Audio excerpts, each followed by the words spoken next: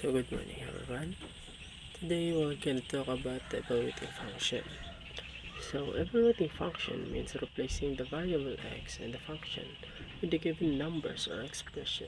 For example, evaluate the function f of x is equal to 2x plus 4 for x is equal to 5.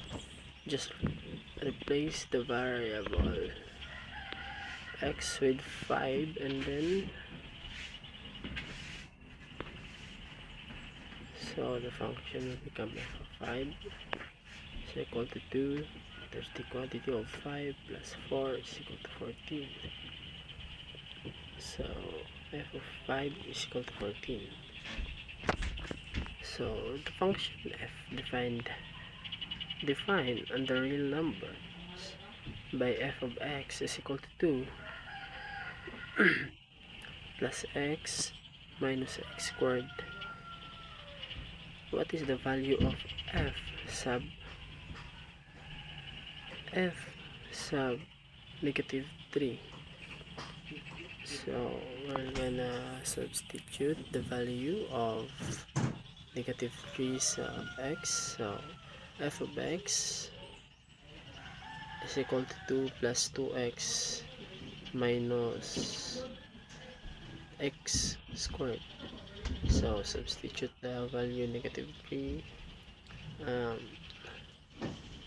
The function will become f sub negative 3 is equal to 2 plus negative 3 minus negative 3 squared.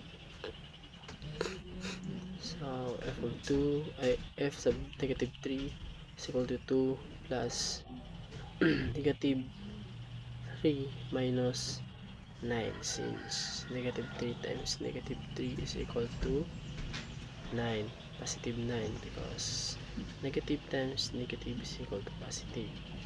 So now we're going to combine the two negatives.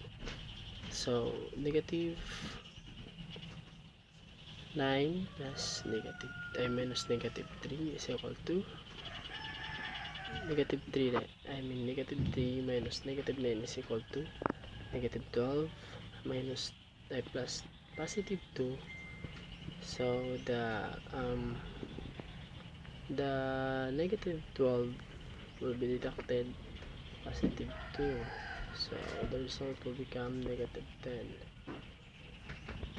So the value of f of x, f of negative 3 is negative